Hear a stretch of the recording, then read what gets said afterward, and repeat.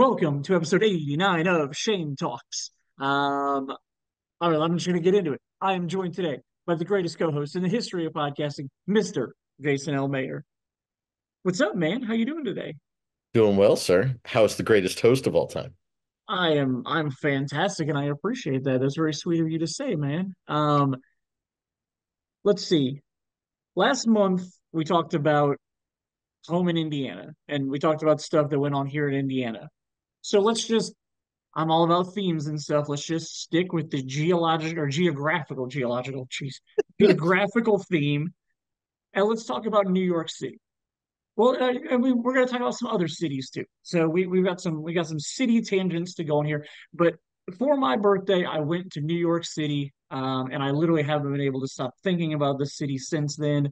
So I just thought let's talk about New York City and talk about all the stuff that goes on in New York City, both in our real lives and then in like the fictional world and whatnot. But before we get to New York City, I got two other cities I want to talk about. The first one being Miami, because within this last month, you and I both watched a movie. I'm sad that we didn't get to watch it together, but I hated the movie.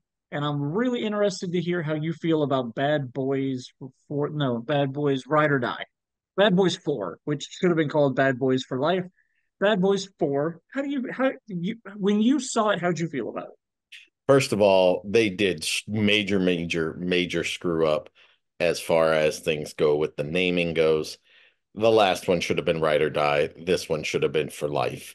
Yeah. Um, uh, I mean, I don't know who in their right brain over at Sony Pictures that that was the right way to go with the last movie. With that being said, especially with the fact that at the end of that movie they were teasing that they were going to be continuing the series anyway. So like Yeah. at that point you should have just went, no, For Life should be our fourth movie. Anyway, Yep. um, so I talked to a couple of different people about the movie. Hmm. One told me a good friend of the program, Evan Miller, told us that, or told me, I said, "Hey man, did you see Bad Boys 4 yet?" He said it's the best movie of the year so far for him. Now, that takes it up to another level, right? Like best of the best. I'm sitting here thinking for my last few years, only things that like get near my top 10 or like top movie of the year. You got like Top Gun Maverick from a couple of years ago, um, Greatest Showman 7 years ago, 6 years ago. So like there's like it's got to be something awesome to be at the top of my list for the year, Sure. typically, depending on what year it is, right? But instead of keeping all the suspense going, then I asked you, and you decided to tell me that you didn't like it. You were withholding your opinion until I told you Evans, and then you were like, "No, I can't let him think this." And you were like, "No, Jason, it's horrible. It is. It's not bad. It's terrible. It was not. It Fast X is way worse. Most Absolutely of not. the There is Fast, no way that the you can most. justify. There's no Wait, way wait, you wait, can wait, wait, wait, justifiably wait. tell me that Knock it you're off. okay with this No, you movie and you not don't get Fast to X. talk right now. Knock it off. This is better than most Fast and the Furious movies Nope. because most of them have shite since part like six. I think six was the last one I really enjoyed. Everything since then has been pretty much crap. This one is my is the second worst of the series. I like two less than this one still. Absolutely. I'll agree with that. But rewatching the other Bad Boy movies in the last couple of weeks, prepared so that I could watch this one, minus the fact that I skipped two because two just doesn't need to be watched. Um, I didn't hate it. You know what bugged me was the entire time I'm watching it, I'm going, this is gonna happen. Now that's gonna happen. And like the twist on who's the informant, it was like The first anyways, moment that character came on scene, I literally was like, "That's the bad guy." I've seen an action movie before. That's the bad guy. At no point through the entire movie did I ever think it possibly wasn't him. but Ever. but here's the other thing. is like the informant one that was a part of the whole scheme.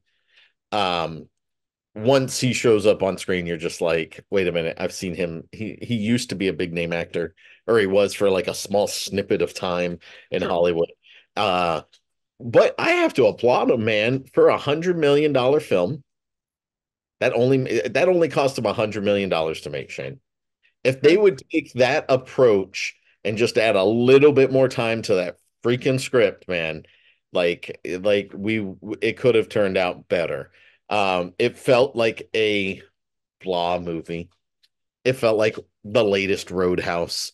It felt like all the other like, oh hey, we just want to throw something on screen that's quasi an action film. I So let will me ask say that, you. hold on. Good.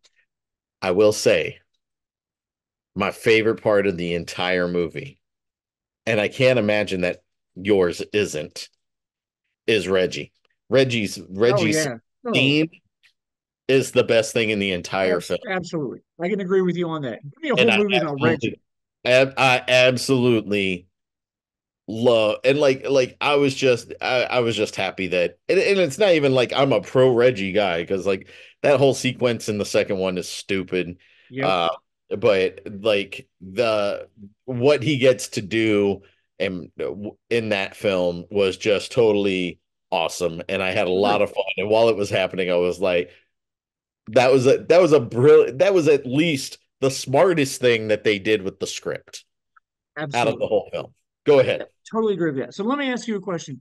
Do you remember the Dwayne the Rock Johnson movie Doom? Yeah. Yeah, where it was like a whole first person video game movie. Did you Well, it like wasn't that the whole movie? thing. It was only like 10 minutes of it, but Well, whatever. But like that's how much I hate the movie. That's all I remember of it. But did you like that movie? Did you have fun with that? Did you enjoy that first person perspective video game shooting stuff? it was Because okay. they did that a lot during Bad Boys 4. Yeah, but they There's didn't do it until multiple the times end. they cut to They that, didn't and do that it. was dumb. No, no, no. I will totally agree with you. It takes you out of the movie. 100% takes me out of the movie. I don't feel like I'm watching a movie anymore. I feel like they want me to play a video game. My problem is I didn't really look into the directors and I don't care enough about them to see what else they've done. But I felt like these directors didn't know how to direct a fucking movie because half of the movie it felt like they were trying to be Michael Bay because you've got the Michael Bay shot where they're going around like they're recreating. And some of those moments I was like, okay, that's cool. Like that's a cool homage. Like I give them that. Like Mike's, shirt's coming off while he's standing up and everything. Like, okay, whatever. Like, cool. But then 5 minutes later, you've got me trying to make me feel like I'm in a video game. And that's terrible. But then there's the good sequence, like you're talking about with Reggie, where I thought that was filmed very well and very like, but it's such an off-putting movie in so many different ways to me. And like we discussed, the plot is so obvious 10 minutes into the movie who the informant is. Like, there's literally like, yeah, again, I would have been more happy if it wasn't who I knew it was going to be. Like, if that was like the major red herring that, oh, you've seen an action movie, so we're gonna make it look like it's this guy, but it's not. But it was. Oh man, it was such a terrible script. And then, oh, dude, the whole albino alligator at the end, like, are you serious? Like, are you kidding me? And let me tell you this, from somebody who's had a heart attack, that's not what a heart attack feels like. You don't get to see visions of shit like that. How do you know Um, everybody's is the exact same? I'm just saying that took me out of the sequence when they tried to make me relate to a character on screen who's having a heart attack. And like, okay, maybe I'm mad at the fact they tried to make me relate to Marcus instead of Mike, because I feel like in our friendship, if we went back to the 90s, I'm Mike and you're Marcus, and now they're trying to flip flop them on us, and I don't like that. I don't know. There might have been a lot of subtext that I was going through this movie with that I didn't enjoy, but man, aside from the Reggie sequence, I literally can't tell you much that I liked in this movie. Like, And you know, the why does every single one of the movies always have to open with Mike driving like an idiot through well, Miami? Like well, come on. We've seen it. We don't need it again. Started off yep. different. The very first movie isn't the first thing that you're seeing on screen is the heist anyway. With the first movie, Oh yeah, yeah, good point. Yeah, not even it's not until after the heist is done that you see Mike and Marcus. correct. Yep. So It as a fourth entry into that movie series, it's the third best. Yeah, Uh, I would have liked things to happen more logically, but logic and action films in Hollywood are completely not something that goes together. true. But then again, I didn't care for John Wick 4, but a lot of Agree. people absolutely love that movie. So, you I know, do not. You and I see eye to eye on that one. so Let's talk about another movie because back at the beginning of the year when we were talking about stuff we were looking forward to this year, I was super pumped and excited for a movie called The Bike Riders. Like ever since that first trailer dropped, like it gave me Sons of Anarchy vibes. Like I was really, and it's got a great cast to it, so I was really excited about it. Me, and our friend Joel went to the Regal Mystery movie because we got rumors that it was going to be The Bike Riders, and it was.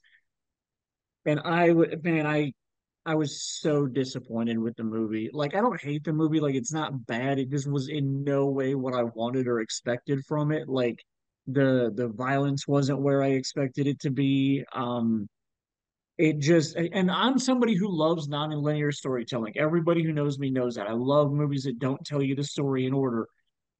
I honestly feel like this movie would have been better if it was just told linear. Like, the interviewing of Jodie Comer's character and her like flashing back and telling stories just didn't play well for me. Like I didn't feel like it was a good narrative structure the way they put it all together. I don't know. I personally was disappointed. You who didn't seem to have as high expectations as I did, where did it fall for you?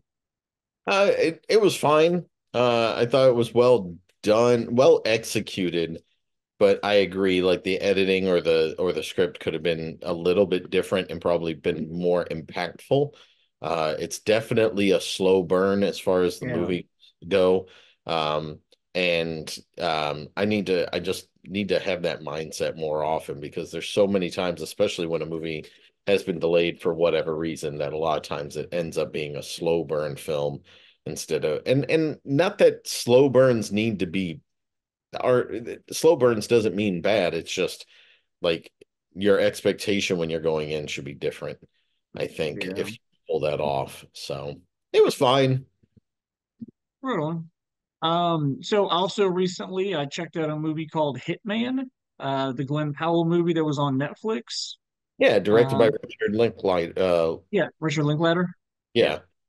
Yeah, Um, it's what we've come to expect from Netflix movies. Like it's fine. It's not great. It's very blah. You haven't seen it yet? I have not. Like the acting is good and the acting is fine, but it's just very blah. Like I wasn't like, oh man, I want to watch this again, or oh man, this was great. And like the weird thing is I realized while watching that movie that like Glenn Powell is like the new Chris Evans. Like a lot of his dialogue and delivery and the way he acts in that movie reminds me of a lot of other movies I've seen Chris Evans do. Reminds me of Chris Evans in Knives Out, just like the way he acts and the way he is. Like, and again, the movie's fine. I have nothing bad to say about it. It was an okay watch, but again, like going into it knowing it's a Netflix movie, I'm pretty sure my expectations were low. And so yeah, it was fine. What about you? Have you seen anything new recently that we haven't talked about? Um, no, not that I can think No.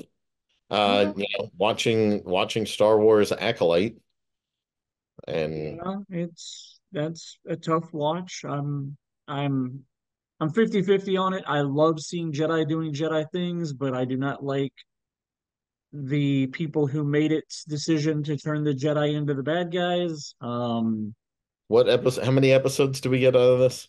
There's four so far. The fifth one drops tonight. Yeah, but I meant like, isn't it Oh, eight? eight. Yeah, I think it's eight. Yeah. So we're Oh, like hey, halfway through. we're halfway done. We're halfway done. That's the way I'm going to think about this. My wife breaks up her marathons or mini marathons into, hey, I only have so much further to go. That's where I'm going with the Acolyte is I only have four more episodes until the pain stops. Yeah. This movie or this television show, while I can applaud it for its thought process of trying to switch things up, like to literally it'd be like somebody in the Cold War trying to explain to you that Russia's the good guy. Yeah. Like Yep. Yeah. after all these years, somebody coming over and going, well, the USSR, they weren't so bad. And Yeah. and actually it was the USA. And don't get me wrong, I'm sure we have our faults. And if we listen to everything, I'm sure that could flip on us in a heartbeat. But the fact remains that, yeah, I'm right there with you. Why you're taking the galactic policeman of the Yeah. universe, and all of a sudden you're like, oh, policemen are bad. I'm gonna make the Jedi bad, and like it just Yeah. Extremely disappointing. and all of the like teasers and stuff, like the fact that where we are in the series, it's like obviously you're probably going to find out who the dark figure is soon. And Sure. then the other thing is you're going to find out what the Jedi did soon. And it's like all of it is just like, wow, like you're taking some basic story shit and really screwing it up. So, Well, and I mean, on top of that, why I don't, there's something specific that happened in episode 4 that I don't understand why they had to make happen. Like they literally made Coyote Mundi a liar because in the Phantom Menace, Coyote Mundi says that the Sith have been extinct for a millennia. And then in episode 4, we literally see Coyote Mundi talking about how they have to cover up the fact that they know that there's a Sith out there.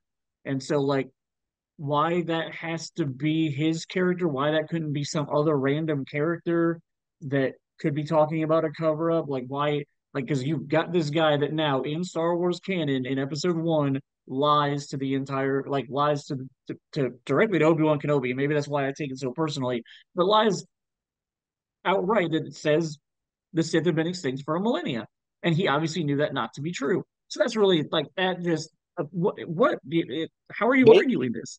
maybe I missed something, but I never heard anybody say that this is a Sith. I've never heard that in the show. So if I'm wrong, I'm happy to be wrong, but I'm never heard them say that they are a Sith. I guess maybe it's a dark Jedi of some sort. Okay. So like Okay. that's where, because they were talking about factions or splinters or something along those lines. That's when they're talking about what you were saying, like Yeah. how could they not know who their master is or something along those lines. Like my theory is, and I've seen this online everywhere, is everybody's like, it has to be a Sith, and it's like, it doesn't have to be a Sith. Like all Okay. the Inquisitor and those people and the sisters, they weren't Sith. They were Okay. just wielding the Force in a dark manner. So while Okay. I don't want to give them any credit, I also don't want to be like, this is stupid because it can't be a Sith because of the fact, and I'm not, Okay. maybe Yeah. I'm No. so. I think I was just assuming that it was a Sith. I guess you were correct that perhaps it is not supposed to be one. So okay. All right. I'll try to calm down a little bit, but I'm yeah, all right. Maybe I wasn't, maybe I was out of line there a little bit. So if you got no more movies to talk about, let's oh wait, no, I before we go to New York City, I have another city I want to talk about. Actually, I But think you've got like three different cities you want to talk about. I don't know what the names of any of them are. You took your son on an amazing trip out west, and I want to hear about that. yeah, so me and my son Chris, who's turning 13 in July, we do this awesome, cool thing. If you've listened to the podcast before, sorry that you're hearing it again.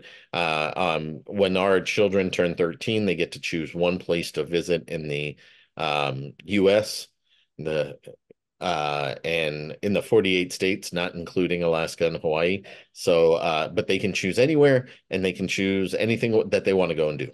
Um, Chris has loved dinosaurs since he was able to hold a dinosaur. Um, so I mean, probably like 2 months old or whatever. He wants to be a paleontologist. He loves Jurassic World, or Jurassic Park and Jurassic World franchises just because of the fact that he gets to see dinosaurs on screen. So he has a lot of thirst for knowledge on dinosaurs and prehistoric creatures and everything else. So, with that being said, we ended up finding out about a place in Wyoming called the Wyoming Dinosaur Center, and they you can join them for all day digs. And we went and we spread some rock dust and mud and stuff off of dinosaur bones and got to Nice. hang out and talk to paleontologists and students who were trying to become paleontologists. And so, yeah, we got to hang out with them for the day and spend some time. We brought home some fossils from one of the hills that we were on. Used to be the bottom of the ocean floor. And with that being said, like they are just, there's tons and tons of fossils, literally, no matter where you turned on this hill, no matter Nice. like because of whenever it rains, it actually uncovers more and they tend to slide off this hill. And it rained the night before we went. Oh, So nice. we ended up finding a bunch of fossils. We got to bring some home. Um, but yeah, so it was a great time. It's in Thermopolis, Wyoming, which is in Thermopolis. absolutely in the middle of nowhere, dead center of the state, pretty much. To get anywhere that looks like a city, let's put it that way, anywhere that looks like a city, you're driving at least 4 to 5 hours away from Thermopolis. So, but That was what, like 8 hours in the car for you that day, to and oh, from? dude, the first day was like 2.5. The second day was 8 hours in the car. Uh, third day was like 5.5 hours in the car. Fourth day was 3 hours in the car, and the last day was another 2.5. So, yeah, it was a lot of driving in a short A period lot of of time. driving. Just just in the Western states, we hit almost 1,000 miles on the rental car. Yeah, and but yeah, so it was a lot of fun. We got to go over to Yellowstone and the Grand Tetons and Nice. the Old Faithful. The geyser go off, so we got to see that and experience that. We got to see lots of cool wild animals in Yellowstone. Um, some as close to me as like probably 40, 50 feet maybe, Oh, wow. from, away from some rams. And then we were probably like 30 feet away from an elk. Um, and so, or yeah, it was elk. Um, it was an amazing trip. It was fantastic. It's so beautiful. Anybody who lives out west or has gone west, it's so unreal because the mountains just look like they're painted and that they're Oh, not, nice. and that they're just a picture you're looking at because they're so unfathomably beautiful. Um, and the next time I go, we'll be going with my family and taking the whole crew. Who Nice. knows when that'll happen, but I'm definitely going to be getting a telephoto lens for our good camera so that way we can get some really wonderful, wonderful pictures. So yeah, it was Very cool. fantastic. Stop. Time out. Cut. Hold up. Hold up. Hold up. All right, real quick. This is future Shane here. I'm interrupting past Shane because past Shane and past Jason were just so on topic this week that Shane was an idiot and forgot to, cut in and talk about my favorite part of the show, which is Troy songs. So we're gonna put past Shane and past Jason on hold for a minute. We're gonna cut in and we're gonna do our time. Troy, how you doing this week, man? I am sorry that past Shane is such an asshole that he forgot all about you. Future Shane's just as big of an asshole, I'm sure. How you doing, man? How's things going? Everything's going swimmingly, like, loving Good, life, you know. good. Sitting out here wearing Well, a tie-dye shirt like the use.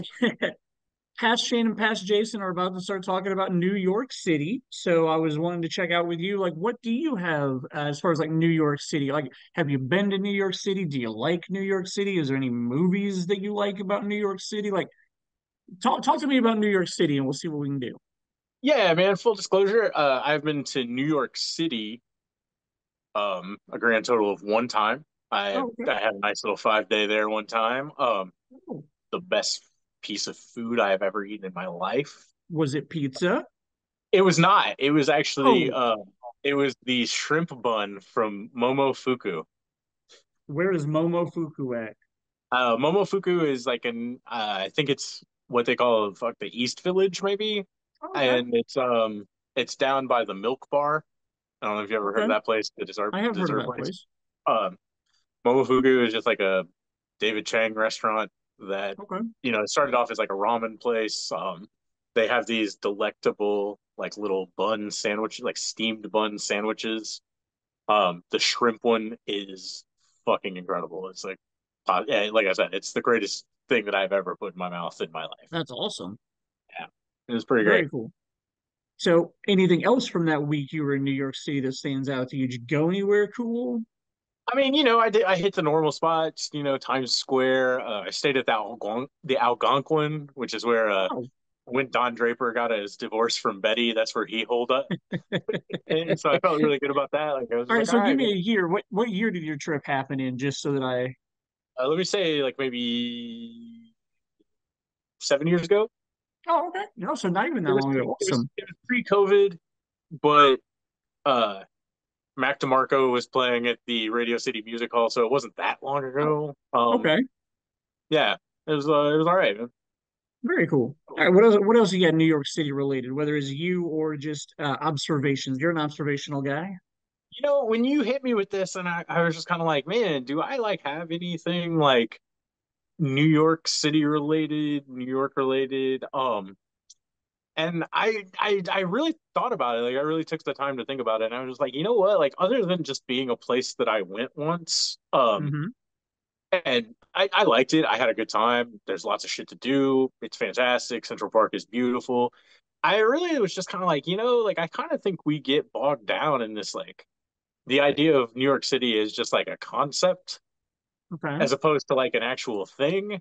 Sure. And I think what I mean by that is like New York City is so vast and it's so Okay. like populated and there's so many like you go one street over and it's like you're in a completely different universe, like you cross Yeah. into like Little Italy or Chinatown or whatever, and it's just like, and I think that like because of that, like New York can kind of just take on this like representational like band-aid in a way where like you can use New York to like kind of filter any idea you want Okay.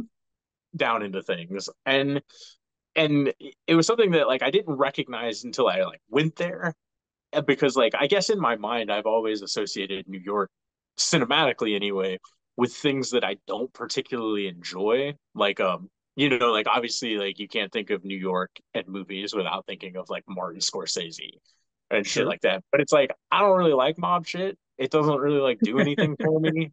And like, and so like I watch like like that, if you're not into that, that can give you like a really negative idea of like what you're gonna enter into in New York. And so Absolutely. like, I can definitely see that. and so it was one of those things like when I went there, like I kind of got into this whole different vibe where I was just like, oh, like this can mean anything to anybody. And it's like, so like I find that like the parts of New York that I gravitate to are probably like completely different than what like you and Jay do. Cause I'm sure Jay gravitates more towards like Broadway and like Yep. shows and actual things that he's like into. Yep. Uh I am much more into like the hipster shit. Like I like the idea that I'm walking around the East Village and I see like little like Basquiat graffiti things everywhere, and I like CBGBs and the Ramones and like Oh, Jim sure. Jarmusch. Like I'm more of like a Jim Jarmusch, like Hal Hartley type of New York guy. Makes Um, sense. like I'm sure you probably are like into like the big buildings, the things that like like kind of like the largesse of it all, because Sure. I know Yeah. those are things that like usually kind of like tend to like impress you. You're very like Yep. brand loyal. You're very into like Yep. the things, and so like I can imagine when you go to New York, you're like Empire State Building. I want to like I want to have like a real Jay-Z type moment. Like I want to celebrate the BMW of New York. I want to like and so like but it's like we're all relatively similar. We're a Yeah, lot more similar than we are different, you, me, and yeah, Jay. But like we go to this city and we have like three completely different outcomes. And I absolutely. don't feel like that's as opposed to like someplace like that I also think of as a great American city like Nashville. Hmm. Like I think if you, me, and Jay go to Nashville on separate trips, we come back telling a similar story, Sure. if that makes sense. As Yep. opposed to like someplace like New York is just like, hey, like whatever you need the city to be, it can be for you. You know, Absolutely. I mean, we're My talking to my we're Nashville stories very much deal with drinking a lot on that bar street. I don't know what the name of the street is, but like my Broadway. Nashville stories, yeah, my Amazingly enough, Broadway. yeah, my Nashville stories all deal with being at those bars and drinking a lot. Yeah, man, eating Which some is barbecue. kind of the same thing with what happened this last trip when I was in New York City, is I found a lot of hole in the wall bars that were like artsy fun bars, and I found a couple. Like I found a rooftop bar that I drank at. So, yeah, As opposed to Nashville, you're just like eating barbecue and listening to country music. In New York, you can find like this experience, and you're like, "What the fuck is this?" Like, yep.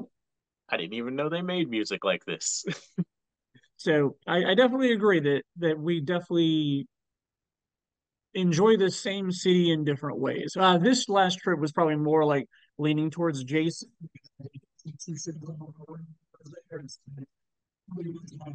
I'm in Midtown while I was there.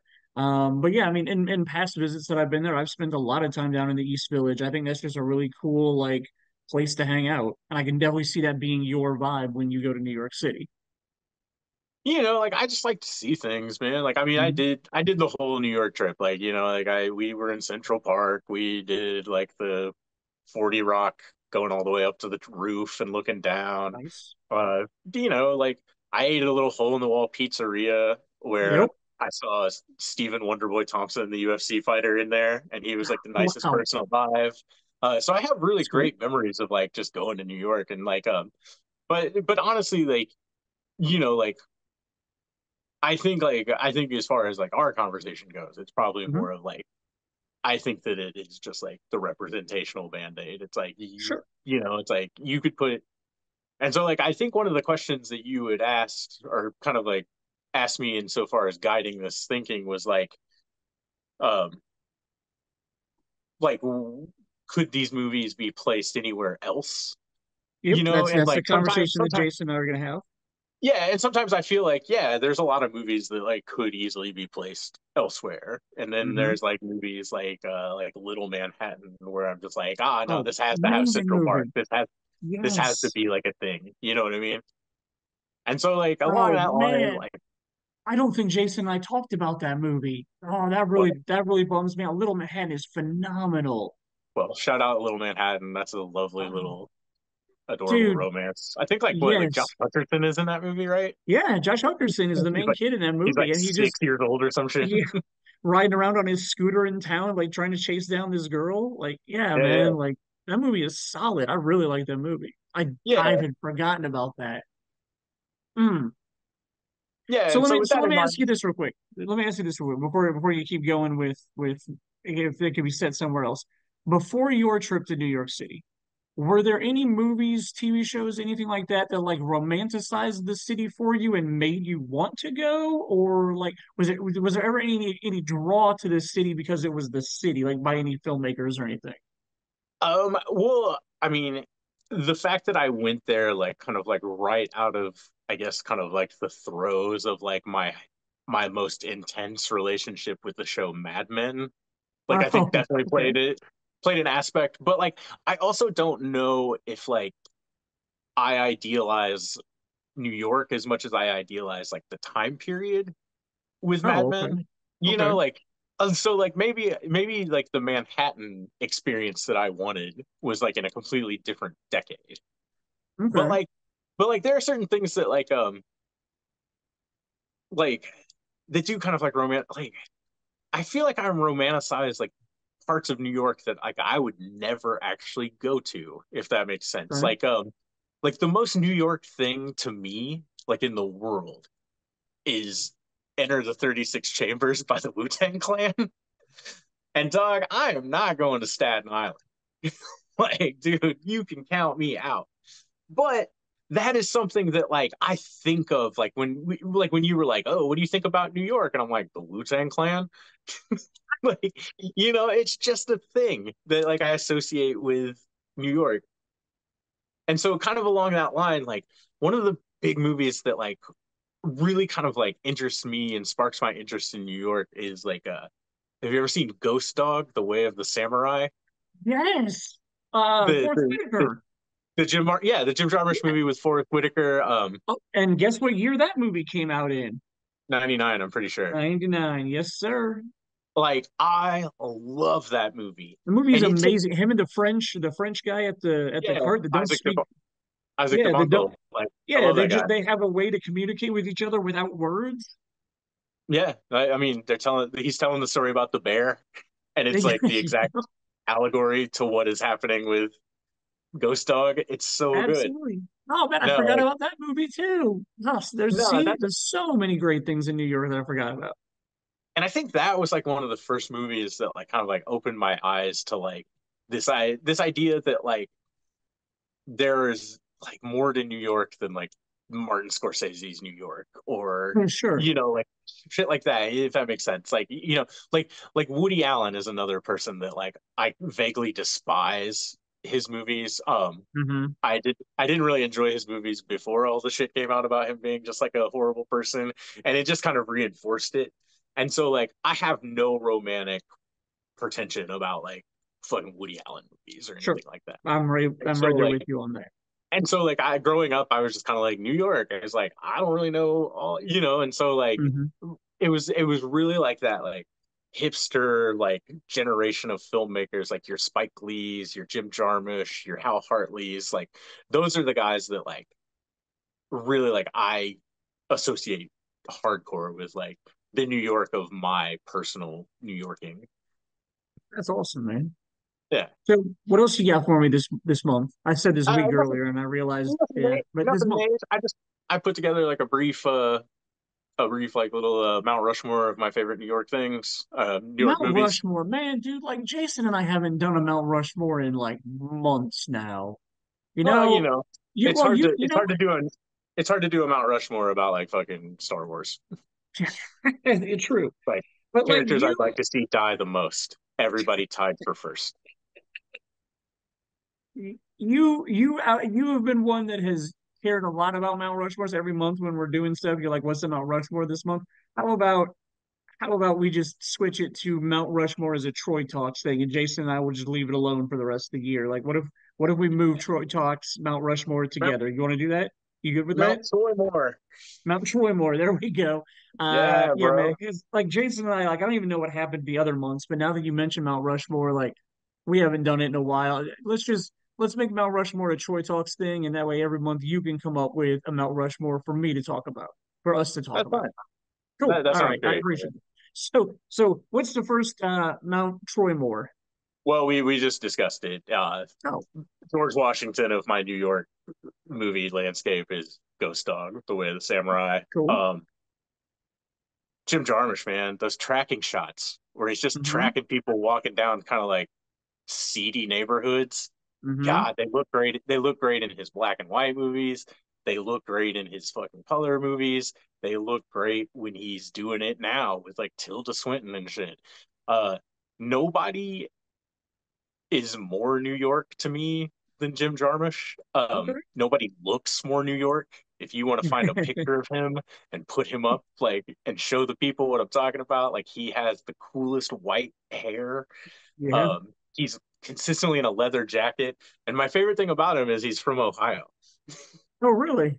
Yeah, he just showed up at Huh. NYU, learned some movies, and that was just, and for whatever reason, he became the coolest fucking guy he became hipster Jesus, Dude, that's man. Like, awesome. I mean, and What so was like I love. what was his first film? Didn't he do one with like Johnny Depp or something? He did Dead Man with Johnny Depp. Dead Man. What was That's the what it movie was. like? But I mean, his first movie is like a Stranger Than Paradise takes place in like kind of Oh like a yeah, beat yeah, down New yeah. York neighborhood. I remember that movie. Yeah, I mean, he's just like he was just a New York guy, and he was just like he was there. He was on a shoestring budget. He was a punk rocker, and he just shot what he knew, and like it It's was just awesome. happened to be like the coolest fucking parts of New York, man. That's really cool. Uh, Yeah.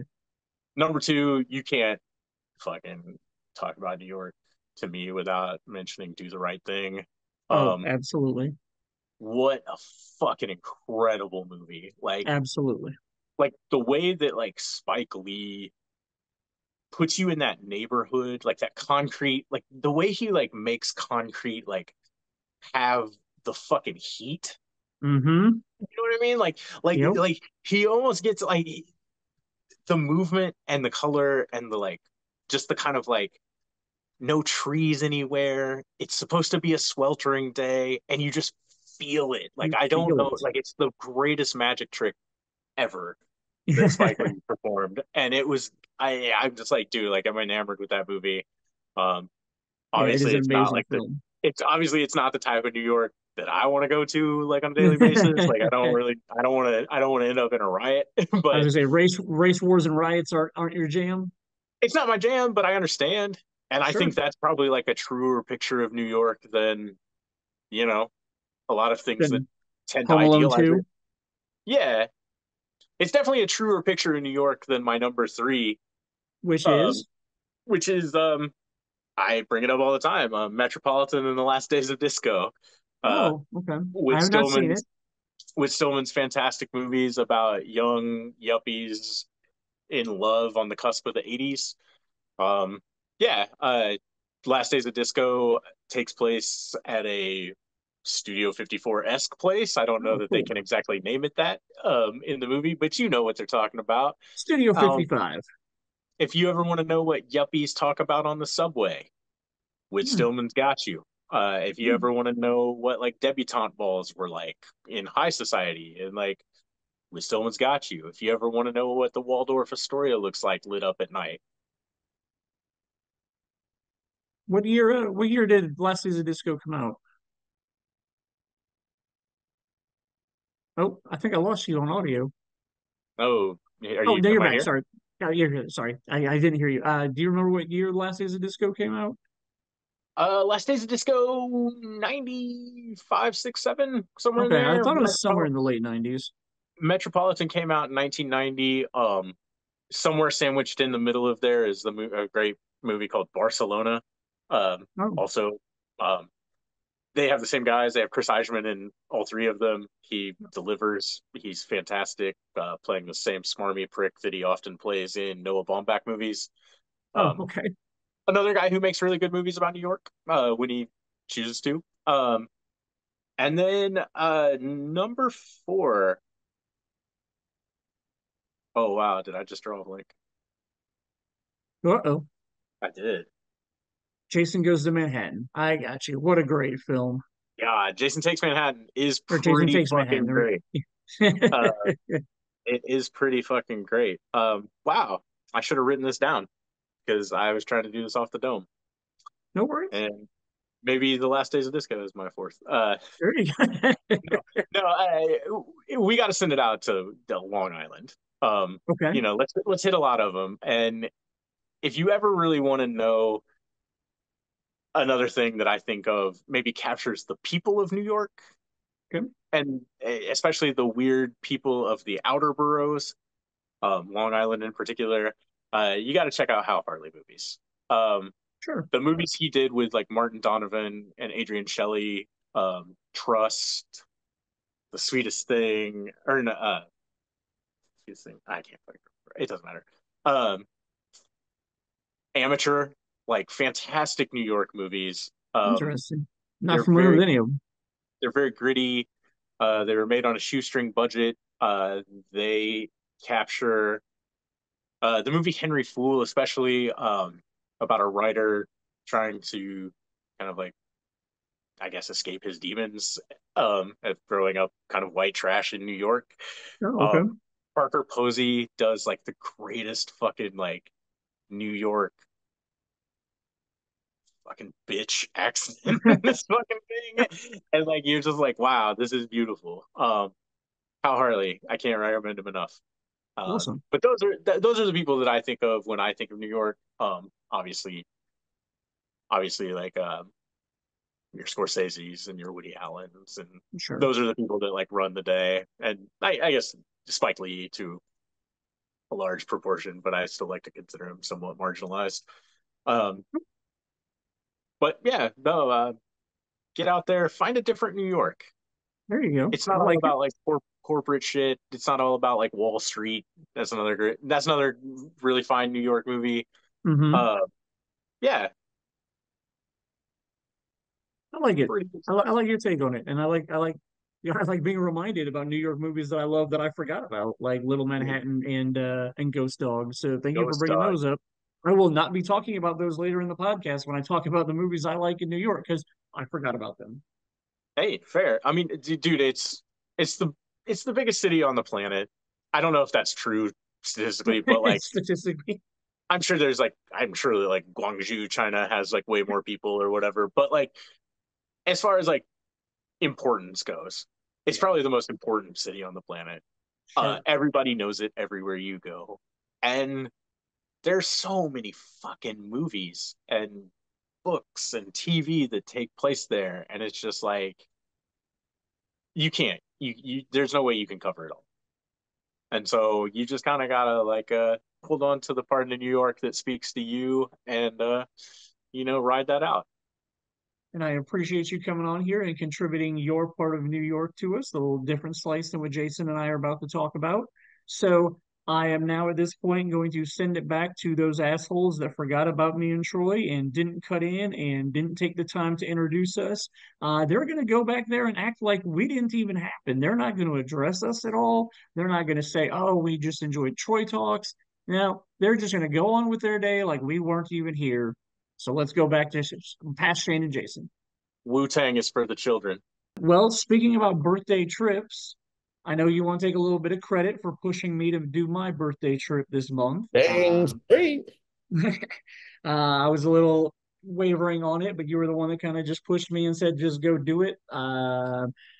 Because what was going on was Back to the Future, the musical was supposed to close down in July and go on a tour, which it's apparently still going on a tour, but they were extended through December. So but I didn't find that out until I'd already bought my tickets and everything. So whatever, it's fine. I made the trip for my birthday to New York City. I spent a lot of time with some of our friends, Mr. McNear and Samantha, and just had an amazingly awesome quick weekend. Like I flew in Friday morning, spent Friday, Saturday, and Sunday there, flew home Sunday night, and it was just absolutely amazing. Went to a couple of Broadway shows, met some theater people through McNear, I had an amazing time there, and I have not been able to stop thinking about New York City. And I'm very excited about going back. I think I'm going to try to go in the fall and catch a couple of more shows. Sadly, one of the shows that Samantha told me about that I really wanted to go back and see just announced that last night was their final performance. So, The Heart of Rock and Roll, which was a Huey Lewis and the News themed musical,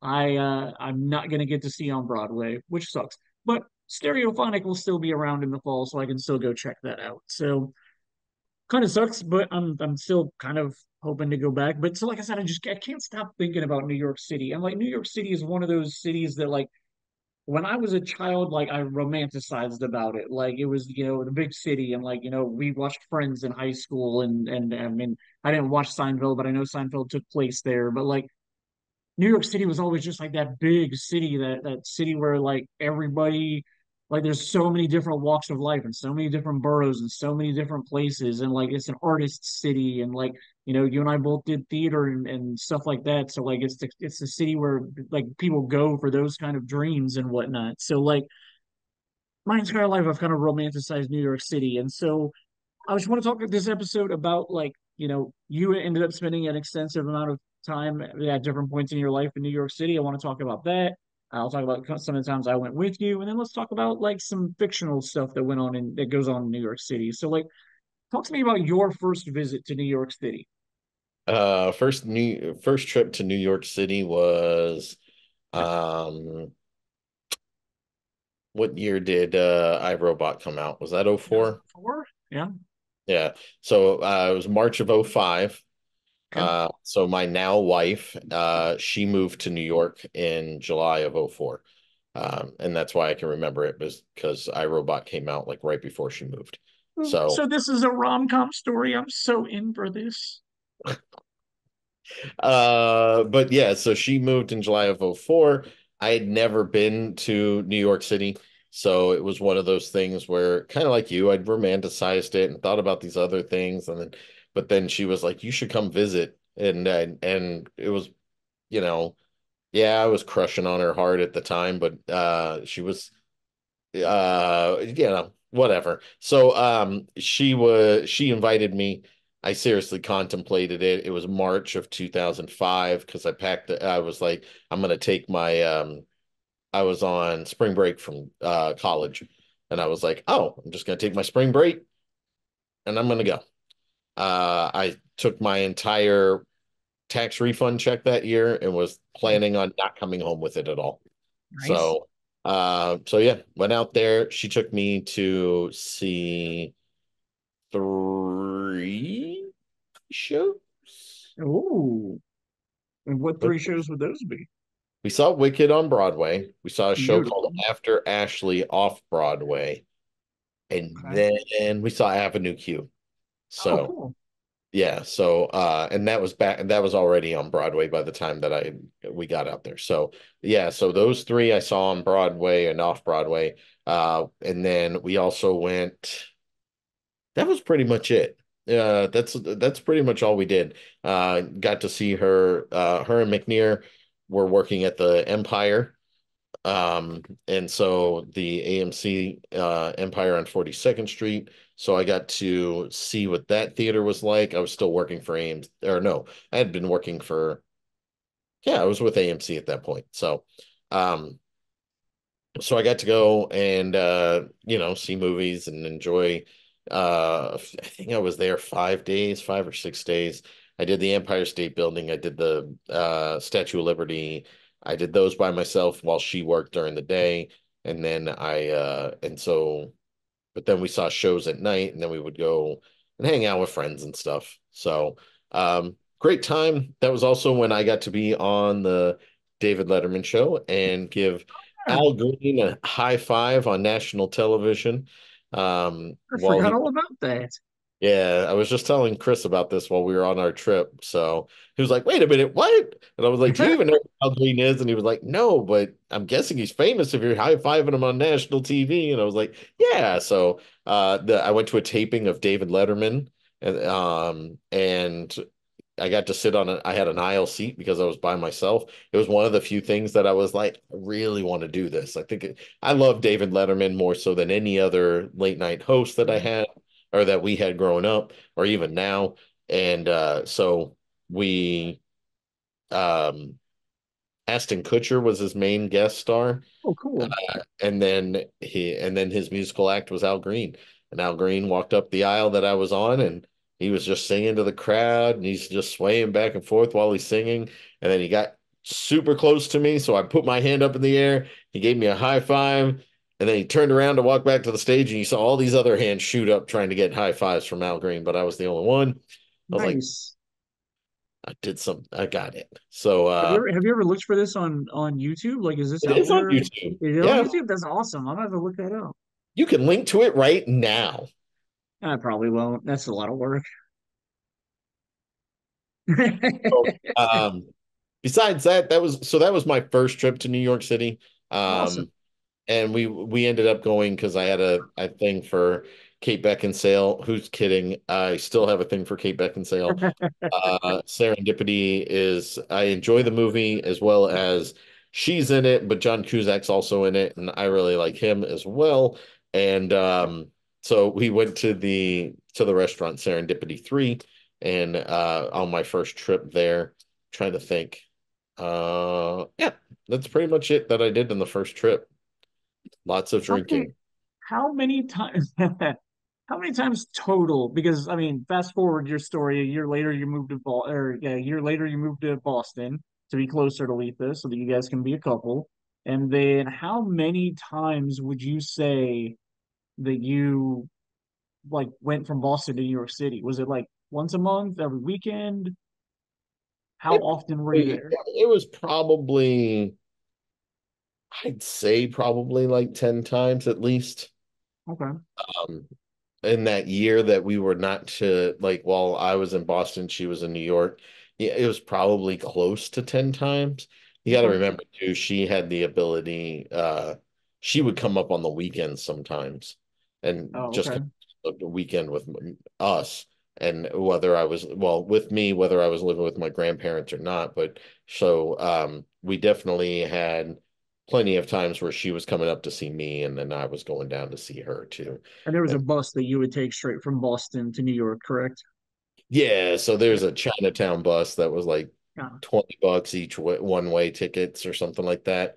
And nice. so, it's a 3 hour drive you don't have to make. Yeah. Uh 3.5, 4 hour drive that you don't have to make. So but I know like I went there with Lee and Laura. I went there with you at least twice. Yep. Um in that year. I know that we what else? I know, of course, I might be smashing things together too, because there's so many times where we went back when we were living in Boston that we would go Sure. back to New York City too. So there's a lot of that kind of smashes together in my brain. So Sure. Well, because yeah, there was definitely the August trip that I took out there when Michael came out also, and that I went through New York City. But that's when I drove Letha out to you. I yeah. just hung out with her. I hung out with her, Scott. My brother lived with your now wife when they were both in New York City, so I went and visited them at their apartment. And then Letha went the last 4 hours with me out to Boston. And then I did two different Christmas trips where I came out and visited you, and then you and I would drive over to New York City. And I think the Because second one that you did was more like we went down for Christmas. yes, But yeah. like I think Letha and I were already established. Yeah, because we would have already been established in Boston. And then Hmm. you flew in, hung out with us, and we all went down there. Yes, yes, because we stayed at McNear's apartment that time because Letha was no longer living in the city. Yeah. Yeah, so the Yes. first time we went, she was still living in the city, and then the second time was all of us going down there and staying at McNear's place. Yeah. It was I think. Yeah, it's a fun adventure. I definitely dude, would that city at Christmas time is amazing. I recommend it anytime for anybody who's in their 20s and is itching to go check it out. But then again, um, like once you're an adult and you have kids, it's not something where you're like, I want to drag my kids through the city like Sure. all the But you time. you say that, but then your older son, Nick, chose New York City as his city to go to for his 13th birthday trip. Yeah, he went there last year with Letha. Yeah, So, and taking one kid is one thing, if especially like a one-on-one, that's a yeah, little bit easier sure. compared to, especially with Luke. I'll be afraid of how Luke would be in New York City. So, You'd have to put like a little GPS tracker on him, and you'd turn your head for 5 minutes, and all of a sudden he'd be in Newark. How, how did he get? How did he get to New Jersey? This kid. everybody, everybody ends up in Jersey. So, So you brought up Serendipity 3. One of the times that you and I went there, I got to, third wheel it with you and Letha and have dinner there. So that was pretty fun. Connected to the movie Serendipity. We also, that time, that Christmas trip that we were all down there, we went to the Woolman Rink. I What's up? think I've done Serendipity 3, I think 3 times. Nice. So Cool. We went ice skating at the Woolman Rink, which I thought was pretty cool. The ice skating rink from Home Alone 2 that's in Central Park. is in Central Park. Yep, that was a pretty cool place to go and be a part of. Have you done? I've never done any sporting events in New York City. Have you ever done any like Yankees games or Mets games? Or I know Letha and Scott went to a couple. Letha went to a World Series game when Oh, the Mets were in the World Series. I think it was I don't think it was the National. I'm pretty sure it was the World Series. But I went to two two or three Yankee games at the old any of them stadium. against Boston? Yeah, yeah, yeah. All of them Yeah, were against all of them. Boston. Okay, So, cool. one of the when I first started when I moved out there, not too long after I moved out, or no, it was right before I would have moved out there. We ended up going to um we ended up going to two Red Sox games. One was we Nice. sat out in the bleachers, center field. And then the second game we sat in the upper deck, but we were right behind home plate pretty much. So Cool. it was cool. It was definitely a different atmosphere being a Red Sox fan while you're in Yankees Stadium. So Definitely and believe that's that. like height of rivalry time too, because you figure I moved out there in '06. This would have been this would have been like May of '06 when like this was Red Sox Yankees at its peak Sure. pretty much. So True. Cool. Well, I think we can go ahead and start moving into some fictional territory. I put up a poll on Shane Talk. Yep. I Oh, still want to go go. to Madison Square Garden sometime. That would be really 100% agree with you on that. I don't have to go for like a Pacers Knicks game, but I agree that like just the history of that or that venue, I would love to see anything in that venue. I think that'd be really cool. yeah.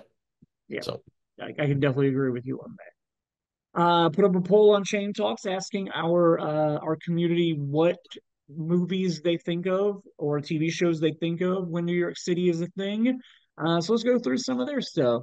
Nick Hall answered with Home Alone 2, which obviously 100% like, when we were there on Christmas times, I made you take me to places where Home Alone was filmed and we went around to some of those different places. So that was cool for me. I'm assuming Home Alone. You're not really a fan of the Home Alone movies, are you? they're fine. Okay, First The first one is better than the second one. I really sure. dislike the second one. Uh,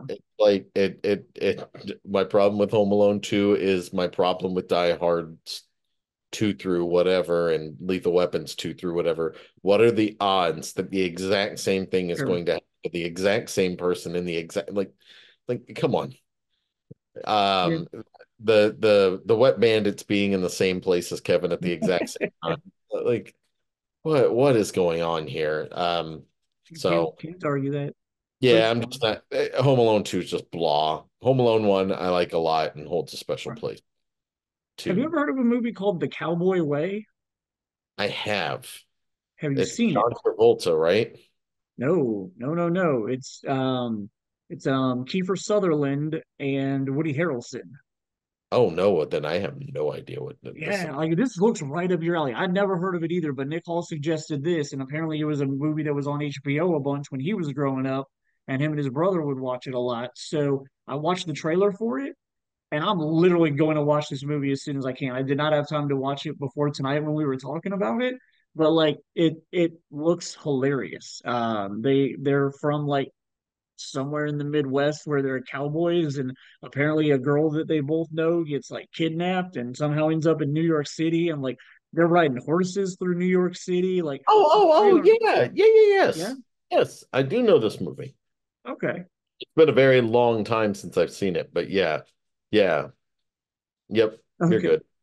Okay, so yeah, so it's on my list of to watch soon. It looks bonkers fun, and like I mean, I love both of those guys as actors, so I think it's going to be a lot of fun. So, Nick suggested that. Our friend Heather said When Harry Met Sally, which is a classic. I honestly wouldn't have remembered that it takes place in New York City. Like obviously, like I know that it does, but like that just didn't pop into my brain when I was thinking about New York City movies. You a fan of Harry When Harry Met Sally? Harry Met Sally is a fantastic classic. Agreed. And yeah, if you don't like it, it means you haven't seen it. Uh, so yeah, I'm not the biggest. Sorry, I'm looking up something else because another movie popped into my head and I wanted to be ready for it. Cool. So Billy Crystal. but yeah, Billy Crystal and and Meg Ryan, and you get Carrie Fisher in the movie. Yep. You get quite a lot of like just how ridiculous and silly things are. And it hits home especially if you're ever in whatever you're in a relationship or in a relationship funk, it's a Yeah. good move to pop on because it does give you that hope that something will eventually work out and be happening for you. So Sure. I appreciate Uh, it. Good Friend movie. Holly threw out another Meg Ryan movie. You've Got Mail. I believe you're a fan of that one. I agree. It's a really good movie. I've never seen it. Oh, okay. and a lot of it had to do with Sleepless in Seattle, which I Sure. thought that's the one I was looking up. Sleepless in Seattle was the one I thought. I knew that Tom Hanks was in Seattle, but Uh-huh. I thought Meg Ryan um was in New York, but she's in Baltimore, so I was wrong Oh, about. okay. But that's Gotcha. what I wanted to look up. But yeah, so Cool. I Then always, she also I always threw out. Go sorry, I always loved Sleepless in Seattle. So for You've Got Mail came out, and I was like the I don't I got magic once. I don't think you're gonna hit it again, even though I know some people enjoy the movie. I've just never seen I like it better than Sleepless in Seattle. I have a lot of issues with Sleepless in Seattle. I enjoy You've Got Mail more than Sleepless in Seattle. it. Um, Holly also threw out Die Hard with a Vengeance. The New York cop finally goes back to New York, where we get his amazing team up with Samuel L. Jackson. So this is high on my New York movies list. This is a child, not that I ever wanted to be part of a bank robbery or walking around Harlem with racist shit on me, but like this movie is one of the ones that like made me like think New York City was a cool place to be. Yeah, it it's yeah. Are you not a fan of Die Hard with a Vengeance? I It could have taken place anywhere, is all I mean. Like I don't feel like New York is that much of a character in that story. Uh, Really? yeah, Okay. to me personally, Okay. but yeah, no, I like the movie. The movie's fine. It's the second Right best out on. of the whole series. So, We've already talked about Serendipity. Joel's wife Barb threw out Serendipity. Obviously, a great New York City movie. Takes place during Christmas time ish for most of it. My buddy Brian Letterman threw out The Scout, which I don't think I would have remembered that takes place in New York City. I would never have guessed that either. Yeah. My So, buddy Kyle threw out two gangster movies that take place in New York City, and that would be New Jack City, which is great, and then one of my favorite basketball movies, Above the Rim, because I mean, obviously it's got Tupac in it, so it's great. Um, you a fan of either one of those? they're fine. New Jack City, shout out to Michael Michelle. Oh yeah, Uh, yep. and Wesley Snipes before he was really Wesley Snipes. It was pretty much his breakout, like really, I can do this kind of role. And then you Hmm. had what? Chris Rock was the Chris crackhead. Rock was in it. Yep, Um, and then, but yeah, solid film very overall. solid movie. So, Chris Meek, friend of the show, threw out a fiver. Escape from New York, great movie. Ghostbusters, quite possibly the one of the top five movies set in New York City ever. Like, great movie. Home Alone 2, we've talked about. Cloverfield, like as soon as I read that, I was like, yes, banger. That was a great New York City movie. And then he threw in Seinfeld, which, as I said a few minutes ago, I'm not a fan of Seinfeld. So, what are your thoughts and feelings on Chris's list? he hits it out of the park as far as I'm concerned for the most part, because Escape from New York literally is the first movie that pops into my head when you ask me about New York. Ah, Uh, loved John Carpenter's work sure. throughout the decades, Getting a and star on the Hollywood Walk of Fame. Congratulations to John Carpenter. oh, don't they just give that to anybody nowadays? It seems Well, like. that's maybe, but Okay, he's so finally getting one. He finally uh, raised enough. Somebody raised enough money to get him one. I'm happy for him. but yeah, Escape from New York is the one that I always think of when I think of New York City. That unfortunately, I think of Ghostbusters too, and that's just because Oh of well, the Statue the of Statue Liberty. of Liberty. Um, that's the reason why that one always sticks in my head. And then go the first Ghostbusters, obviously, is just super iconic. Was gonna put that as my background, but the You pictures that did? I of that firehouse Yep. weren't gonna work the best Yeah, for what we do here. So that's okay. Your Moondance Diner is very well themed with my rent background, so you just went with the theme instead of like. I mean, the firehouse did look like a cool background, also. I see that Brandy was also throwing out some lists. She mainly had TV shows, but she also had Yeah. Ghostbusters. Yep. Then she threw out Law and Order, Sure. Gossip Girl, Sex in the City, which TV and movies, you can count that together. Yep. Uh, my Absolutely. funny, my funny thing about her list Uh huh. is Fred McNear and my wife when she lived there.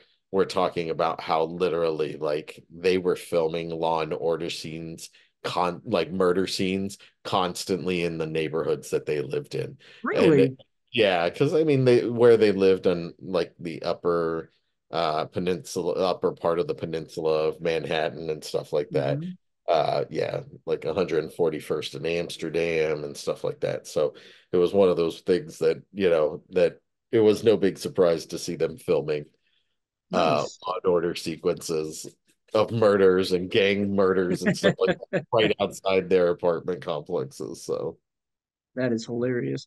Our buddy Snow like knocked it out of the park with his response because when I like definitely something from our childhood because there was the animated show, there were movies, there were comic books, and that's the Teenage Mutant Ninja Turtles. Very New York City. Yeah, so very, very New York City there. yeah. And then our friend Samantha, one of my hosts while I was in New York City, had basically the top number one answer in my mind now when I think anything about New York City, and that's the TV show Friends. Anybody who's ever watched the podcast knows that you and I literally probably quote that to each other on a daily basis via a text or when we're hanging out via delivering lines to each other. Like we can always find some way to bring a friend's reference into a conversation and like I guarantee that that was a huge part of my romanticizing New York City, just like the concept of a bunch of friends living in this city together and making life work. Obviously it's something that I'm into, and Friends definitely romanticized that concept for me. So Friends definitely super high on my list of New York City related stuff. I feel like you feel the same way. No, not at all. No? Okay. All right. Didn't she work at the Moondance Diner She too? did work at the Moondance Diner in season three, That's what I thought. much like Mr. Jonathan Larson. Um, yeah, so let's now move on to stuff that wasn't brought up by the community. And if you've got anything that is not on my list, these are just the things that I was able to come up with off the top of my head and had to verify a few of them to make sure I was right.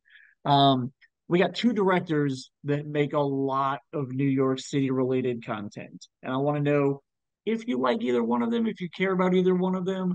Because the first one is Woody Allen. And truth be told, not a fan of most of his New York City work that he's done. But later in his career, he went off and did a bunch of movies over in Europe, and I think that they are far superior to anything he's ever done that's set in New York City. Like Annie Hall and Manhattan and like all the Woody Allen movies that are set in New York City. I'm not a huge fan of. Are you? Woody Allen has made one movie that I've enjoyed, Which and is um, oh man, it's one of the one. It's Owen Wilson in Paris. Midnight in Paris. Yeah, one of his European movies. Midnight in Paris, Literally, amazing film. literally is the only one that I've ever watched and fully enjoyed. Did you Um, not like Match Point? I the ending of Match Point was ruined, so I never Uh, before I saw the movie, so I never bothered watching it. Vicky Um, Cristina Barcelona. nope, never saw it. No? Okay, I like that movie a lot too. Yeah, all of the once Woody Allen started setting all of his movies over in Europe and filming them and doing stuff in Europe, I really became a huge fan of his. But while we were growing up, most of his stuff I did not care about. He just didn't capture New York City in a way that made me enjoy his work, which sucks for him, I guess. The other director who I do like a lot of his work is Spike Lee. Where's your Spike Lee feelings? He's hit or miss Okay. for me. He hits more often than he misses, but Mhm. I'd say it maybe like 60-40 for me as far as his films go. But for the most, like he's very talented. I don't, We but I watched She's Gotta Have It in our film class that we took together. His first movie, She's Gotta Have It. I don't remember if we watched that in film class together or not. no, we watched Do the Right Thing. Oh, okay. I got you. Cool. You do the right thing. Amazing movie. Brooklyn, 25th Hour, as much as and a lot of Spike Lee movies, I like 90% of Spike Lee movies. Like for whatever reason, Spike Lee makes really good movies and then just throws you a curveball in those last 10 minutes. Like Shyamalan likes to put a twist in. Spike Lee just likes to do something completely bonkers that doesn't feel like it fits with the rest of the movie. But yeah, overall, I really enjoy a lot of Spike Lee's work. My All favorites of right. his are Yeah. He But, Got Game and oh, he got 25th game. Yep. And which one? Hour. Those are 25th. my two favorites that he's directed. I love most of 25th Hour, and then I just hate those last 10 minutes. Like I just feel like it's a cop out for everything else that went on during that movie. All right, let's talk about some movies that have New York in the title. We've already talked about Escape from New York. Great movie. Obviously makes us a little think about New York. Home Alone 2, Lost in New York. We've already talked about that one. Are you a fan of Gangs of New York? Yep, I don't like it either. We're on the same page about that. What about King of New York? Never seen it. Okay. Christopher It's Walken, been, it's yep. okay. It's fine. New York, I Love You, which was like the series that they did of like Paris, Je t'aime Paris, or whatever that one was. And then they kept doing these. I think there was a Japanese version. I don't remember if there's a London version, but like they were doing all these like vignette stories in different cities. I never saw the New York one. Did you? Paris Je t'aime was awesome. Yep, I I did see enjoy that one. that one. I did see New York, I Love You. Not nearly as good as Paris. Okay. But it was blah. It was okay. Okay. Autumn in New York. I remember it being very blah. I think I've only ever seen it one. Richard Gere and Winona Ryder, if I remember right. Oh yeah, I don't remember if I ever watched that or not. Yeah, I know I saw it once in the theater, but I remember it being very blah. So I've never gone and visited again. And then I got to ask you about this because I know you're a Schwarzenegger fan. I've never seen Hercules in New York. We've talked about it on the podcast before. You're shaking your head like you're not a fan of it. I've never seen it. So Okay, all right, cool. Right on. Let's talk about my probably favorite. Well, I got like a couple that we can talk about here. Probably my all-time favorite movie that's set in New York City is Coyote Ugly. Please tell me you love Coyote Ugly as much as I do. um I liked it so much that on my first trip to New York City, I had Letha take me to Hogs and Hogs Heifers. and Heifers. Ah, that's awesome. And it was not terribly busy. It was super late at night and it was underwhelming Oh, that sucks. compared to what they like compared to the movie. Like, yeah, Sure. not that you're ever probably going to get that matching setup, but yeah, I can't remember. Did we go buy it during the day when you and I were on the south part of the island? The day that you and I did the Statue of Liberty? Did I? I can't remember if we actually went by it or if you told me it was too far out of the way for us to go to that day. I can't remember. It was in the meatpacking district. I just don't Yeah, remember exactly where that lands on everything else. It was such a whirlwind when I went the first time. sure. So Cool. Yeah, and unfortunately I was drinking a lot back then, so my memory is not the greatest. So I don't remember if we ever, I guess like I vaguely have like this memory like of just walking past it or walking near it or being told like that's where it is or something, but I don't know, it's not really that important. Um a movie that I don't think gets enough, like, not that it needs credit because everybody that we all of our friend group loves this movie, but New York City doesn't play a huge part of it, even though it's like set mostly in New York City, is The Greatest Showman. Like they don't make a big deal, but like Barnum's, I don't know if they ever geographically tell you what part of New York City Barnum's like theater is in. Like, was that supposed to be Times Square back in the whatever 1800s or whatever? Like, yeah, exactly. Like, I know it's set in New York City, and I verified that. I looked it up to make sure that I wasn't crazy about that. But like, New York City really isn't a big part of the plot or story of Greatest Showman, but it's set there and it's amazing. yeah, Yeah, go ahead. I was just gonna totally agree with you that it's just one of those things where um, it, I think the city can be replaced by anything, any Yeah, city, yeah. um, in that show. But yeah, And I guess now that I think about it, like the rooftop sequence is very like New York City, like the dance sequence when they're dancing on the roof. That's, I guess, very New York City like. Yeah, interesting.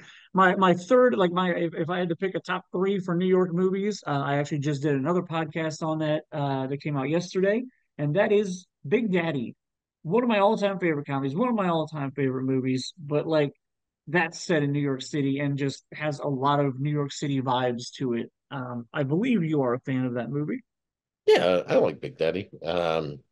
Yeah, I mean, it's one of Sandler's best at that point in time, Mhm. and well, probably ever. And I mean, it's still slapstick silly, but it's not on the same level as like Wedding Singer or Happy Gilmore, Sure. or Billy Madison. It's not nearly as ridiculous as those. So, All but right. yeah, still entertaining. Do you have any that we haven't talked about yet that are or that you want to reiterate are like your like movies that when New York City is brought up or when you think about New York City, like these are the movies that make you think about New York City? Big. Oh, good call. Good call. Yeah, that's a great one. It's on your list, but yeah, Yeah, Big is one of those ones, and it's just because I watched that movie a ton when I was younger and sure. loved every aspect of that. So Yeah, very cool one. So for the list that I've got coming up, I want to mention a movie, and then I just want to get your opinion. Like if you feel like New York City matters to this movie, like when I bring up a movie, do you go, "Oh yeah, New York City," or is it just like it could be anywhere? Like New York City doesn't really matter as far as like the movie itself goes. Coming to America, definitely, definitely, right on, right on. What about Hit? probably could take place anywhere. Okay. 2 weeks notice. That movie is so fantastic, That movie is and fantastic. I agree. and he's so ridiculous. Absolutely, he is. Um, I mean, it does take place. Yeah, Yeah. it does have a good spot in it. So. The next one has the next one's Made in Manhattan, which has Manhattan in the title. So I'm assuming it's probably going to evoke some New York vibes to you. Yeah, yeah, definitely. So, And yeah. again, any commentary you want to give on any of these movies, please feel free to go ahead because I agree with you 100% on 2 weeks notice. What is with J-Lo, right? I don't understand it. And she's not that fantastic of an actress, but like if she makes a rom-com, I'm totally gonna watch it. And it's just Sure. like and I don't know what it is. She's absolutely like gorgeous to look at, but on top of that, like she does a good job of of the comedy aspect of it. Because like, what's the Yeah. other one that she's with? The Wedding Planner. That's another Oh one. yeah. Yep. Pretty much the same thing. Or The one she just did with Owen Wilson was decent. Marry Me. Yeah, Uh, that was okay. Another one where I'm like, this is ridiculous that I Yep. am enjoying a J-Lo movie again. Um, so she's like queen of the rom-coms for me for some strange reason. So, I give you that. What about How to Lose a Guy in 10 Days? did you know that most of that movie was ad-libbed? No, I did not know that. Yeah, so I came across an article recently that was talking about how like they had a very loose script on that movie. Really? Yeah, so Yeah, I didn't know anything about that. yeah, it was a very loose script. They were ad-libbing a ton and like aspects, but yeah, so I was just reading that recently and I was laughing because I was like, she is when I my parents used to make fun of me. I used to have a huge crush. Imagine this on a blonde. What am I like? Apparently, I have a type, and it was No. Goldie Hawn was somebody I always like when I was like 10 years and younger. I had the hots for Goldie Hawn. No, Uh, nice. Can't yeah, fault you for that. very. I think about it now, and I'm like, why her? How did I get centered on that? But yeah, Goldie Hawn was like, and so for her, like for the fact that her daughter does some funny physical comedy as well as her mom does.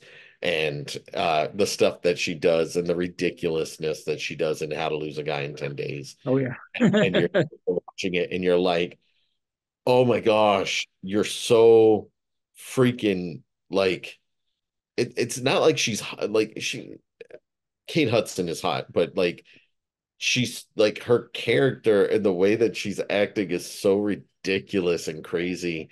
And it's like you're getting away with it because you're so cute. Like that's the like any crazy person, anybody who acts that crazy and the hot scale is way down here, you're just not gonna put up with it. But because she is higher up on that hotness scale, then you're willing to put up with the crazy. And that movie literally, like it cracks me up because I always think of Barney from How I Met Your Mother and the hotness to craziness scale. Yep, Uh, and that's definitely that character in that movie. So absolutely. So I did skip over this one. I had to go back. I realized I missed this. This was in my movies that I loved that had a little bit to do with New York City. This one is not set in New York City. It's set in New Jersey. But Chasing Amy has a couple of good scenes that take place in New York City. But I assume you probably wouldn't consider that like a New York City movie, right? no, and you're Um, skipping over um oh my goodness, why can I not think of it? Jersey Girl. oh, Jersey Girl. Oh, yeah, oh, that takes place in New York City also. Well, part of it Most does. of it takes place in New York City. Yeah, yeah, Feel like it takes place in New York City. sure. Uh, with what he does at the beginning of the movie and Yep. what he's trying to get a gain at the end of the movie. Um, yeah, like that movie was just, yeah. Yeah, I didn't even, I had completely forgotten to include that. Let's do a little more like drama actiony type stuff. Does Leon the Professional scream New York City to you? You know, that probably could have taken place anywhere. Yeah. Goodfellas, no, like that definitely is a New York thing. Yep, Uh, I agree with that. New York, How New about Jersey. Taxi Driver? You a Taxi Driver fan? Well, and what's interesting is that we talked about Woody Allen and Spike Lee, but you completely left off Martin Oh, Scorsese. Scorsese. Good And point. it's just Good like, point. and the amount of stuff that he's done in that city and how much he loves that city. Good, Um, good call. Taxi Driver, I don't think I've ever seen the entire thing of Taxi Driver. No, okay. So Wall Street's another one that you have on your list. That one Uh-huh. is, I mean, obviously it has to take place in New York. Sure. But it's just kind of, I don't know. I kind of think of it as a blah movie as well. So You consider Boiler Room to be a Blah movie? I do not. Boiler Room Boiler is Room is phenomenal. fantastic. Yes, it is. So, It's the better version of The Wolf of Wall Street. so Um, I'm assuming like, and I got put Independence Day on this list. Like, it doesn't like scream New York City, but I mean, there's a chunk of the movie that takes place in New York City. Like, yeah, Jeff definitely. Goldblum's story arc is in New York City to start the movie. So, like, I mean, they blow up. It's the Empire State Building, right? That they blow up in that movie. Yeah. So, like, it's got some New York stuff to it. Like, definitely gives you the New York City vibe for the beginning part of the movie. Every Spider-Man movie we've ever gotten has I'm pretty sure every Spider-Man movie has taken place in New York City at some point. Yeah, all of them do. Yeah. Because I mean, he Okay. is the, yeah, you're right on point. Well, but Um, like, but Far From Home or whatever, they're over in like oh, Europe. yeah, you're right. But You're right. there is still some New York stuff at the beginning. So You're absolutely right with that. The yeah. other one that pops into my head, sci-fi wise, is The Day After Tomorrow. I hate that Oh, movie. good call. Don't Oh like yeah. the movie at all, but just what's going on in that film. Yeah. No, that's a really good point. Yeah, the movie is very blah. So I didn't like it when it first came out. I didn't really enjoy it. But when I rewatched it, actually, I just rewatched it this year. One of the hotels I was in for one of the trips I was on this year, it was on while I was waiting to meet up with some people. And so I watched like an hour of it, and I was like, "Huh, this isn't really as bad as I remember it being." It was the subway scene where he goes and tries to call his dad while the subway is flooding. Oh, okay. And I was like, "Oh, okay, this seemed like isn't as bad as I remember it being. Like, and I think Jake Gyllenhaal has grown on me since like the first time I saw the movie. Like, he's one of those actors now where I'm kind of like, I kind of like you. Like, you don't always do great stuff. Like, I mean, obviously Donnie Darko was awesome and whatnot, but like then he did a bunch of stuff that I thought was very blah. So I think I'm giving old Jake Gyllenhaal stuff a little bit more credit. Have you ever seen the movie called New Year's Eve? Yeah, yeah, yeah. Yeah, takes place all over New York City on New Year's Eve. There's also another movie from 1999 called 200 Cigarettes with I wouldn't say the exact same plot, but it follows a bunch of people around on New Year's Eve um, in New York City. So they're both very blah in my opinion. Like I didn't care about anything that happened in New Year's Eve. I did kind of care about 200 Cigarettes just because it was actors and people that I liked at that point in 1999. Oh, Yeah. and it came out in 1999. If it came out any other year, I probably wouldn't care about it. And then like we've got Rent and West Side Story, like two musicals both set in New York City that like obviously scream New York City. Like it's what it's like living in New York City, right? Well, yeah, but I mean, you also have 42nd Street, which is a musical. Oh, Also I've not have seen that. and then you have In the Heights, which is Oh, Lin-Manuel Lin-Manuel Miranda's Miranda. movie. Yeah, Tick Boom, which is yeah. your other Jonathan Larson Jonathan project. Larson project. Yeah. Uh, so I'm yeah, really you starting to think we can probably just list off like 90% of all plays in musicals. And they probably take place in New York City. Like I feel like the at people that least wrote them, partially or something. yeah, you know, definitely a lot of stuff that way. As far as TV shows go, we've talked about Friends not only on this episode but extensively on a lot of podcasts that we've done.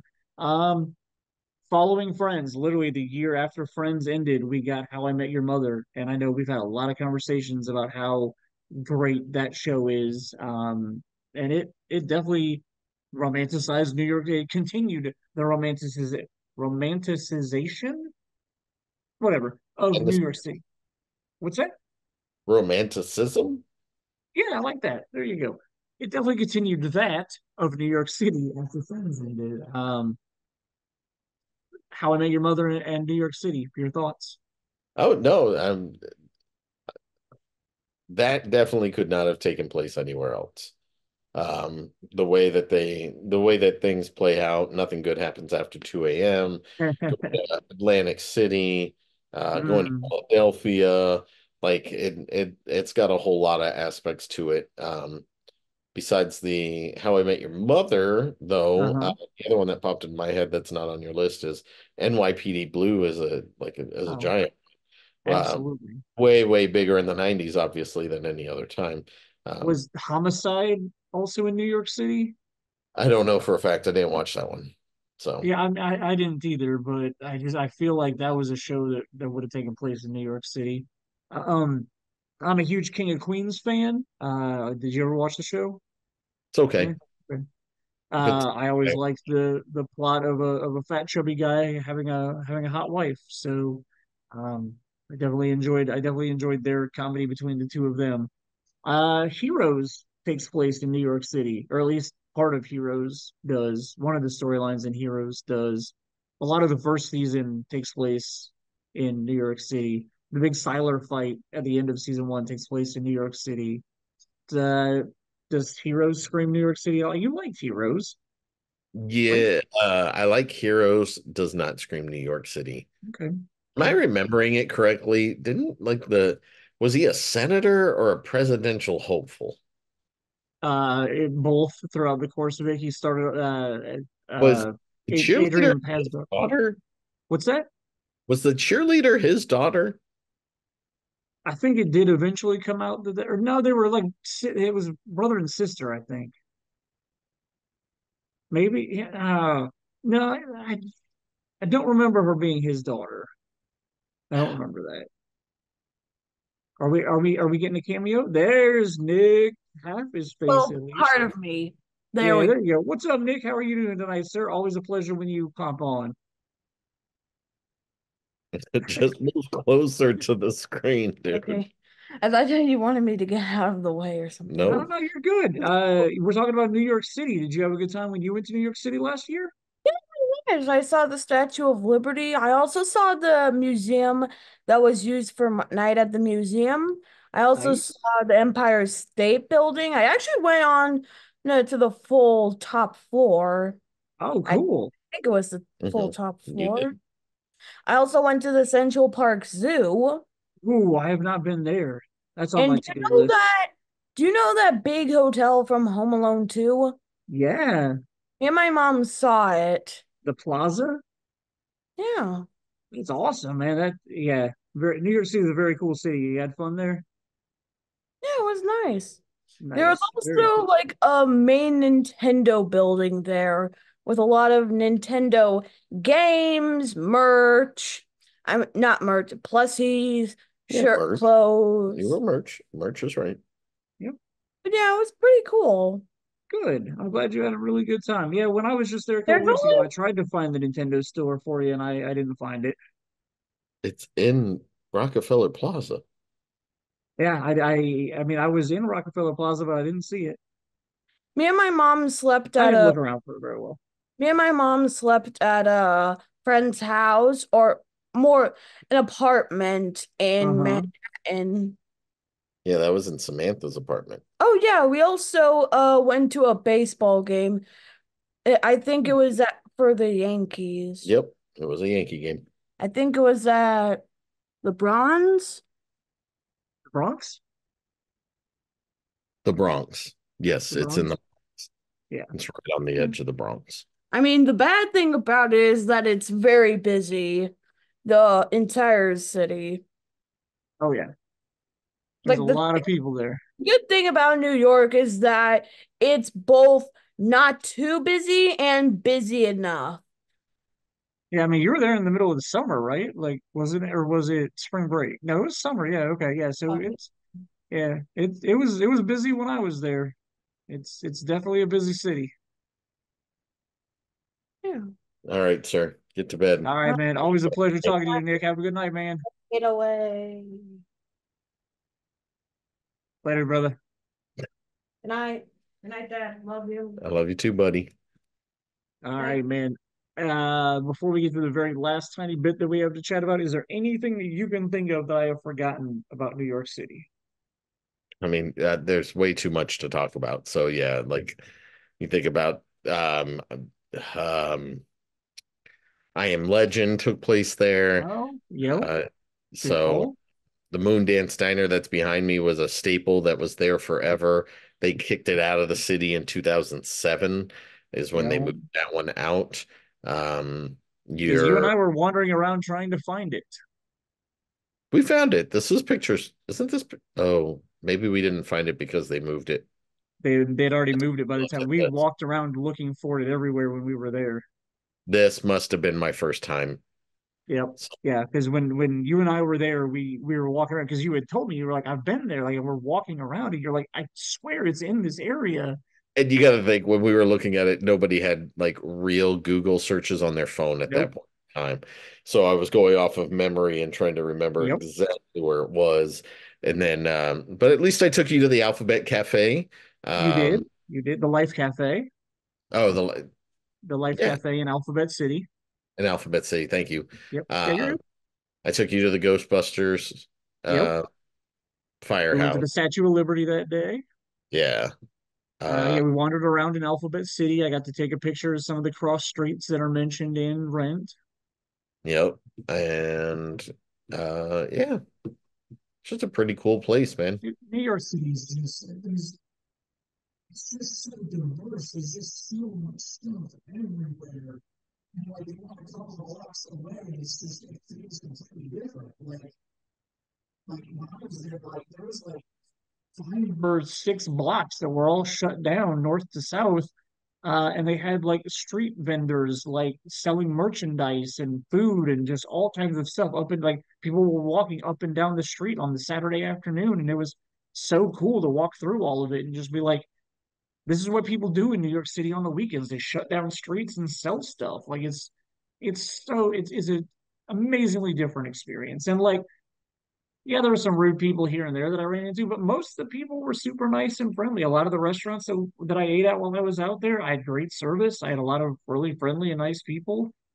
I had a couple of shitty bartenders at some of the places that I went to, but like, I mean, what like they're New Yorkers. That's kind of just what I expected anyway. But like, I've never really had a bad experience while I was there. I mean, you've been a lot more times than I have. What's your like vibe and opinion of the people in the city? Yeah, you got to remember the last time I was there though was 20 years ago.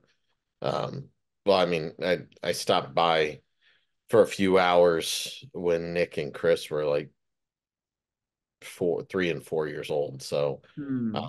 but yeah, I mean, it's the vibe while you were there. I mean, it always, unfortunately, it always stinks. That's true. Fortunately, there's always something to do. Um, you know, it's a very interesting and eclectic city. The cab drivers are insane. Um, but yeah, Think I've besides only ever that, been drunk when I was in a cab, and I think you or Letha or somebody took care of me. Like I have never hailed a cab in New York City. well, not only that, but like it's just the rats alone are so gross. How many rats you see all over the place is really, really gross. Yeah, I But didn't ride the that, subway a whole lot. I mean, other than riding the subway to and from the airport, like the 3 days that I was in town, I literally walked everywhere that I went while I was there. So not a whole lot of subway experience and stuff. weren't What's you up? staying basically in Midtown? In Midtown, yeah. Yep. Uh, So I got to walk everywhere. Walked over to Rockefeller Plaza, walked around there. It's a lot of stuff there is closed on Saturday, which kind of sucks. Like I couldn't go up in the building or anything like that. Um, but yeah, I don't know. I looked around for the Nintendo store, but like, and I could have I could have looked it up on my phone and found it, but I was just like, if I naturally walk by it, I will go in, and I assumed that I would have, but I never found it. you know where the ice skating rink Yep, usually is. yep. Took a picture of that while I was standing right there. So if you were looking somewhat downward towards the ice skating area, Okay. that plaza, that Yep. opening, whatever you want to call it, up right above it is where they put the Christmas tree. Yep. If you're looking from the street, looking down, and literally the Nintendo store, if you walk under the Christmas tree, the next building, the Nintendo store is on the main floor. Oh, okay. How you missed the Nintendo I store? don't know either because I went inside uh Rockefeller Plaza and like I walked around inside there and I saw all the like the NBC store and stuff like that. Like Literally right there. weird. I am just blind apparently. Like well, I mean, like, so full disclosure, what I was doing is Bayern Munich, my German football club, has a headquarters at Rockefeller Plaza, and so I was literally walking around trying to find that, but they don't give their address online anywhere, and I assume that they're just a tenant in the building. But the directory for the building is apparently turned off on the weekends because all of the screens were blacked out, like, and I couldn't look and see the tenant list. So I don't know. I might have been a little preoccupied looking for that while I was there. Oh, So yeah, but weird. That sucks that I missed that. But it is what it is. If you don't have any more New York City stuff, we can move on to the last tiny little bit to talk about. yeah, yeah, no, like Cool. that's it, man. We covered a lot in a short period of time. We did.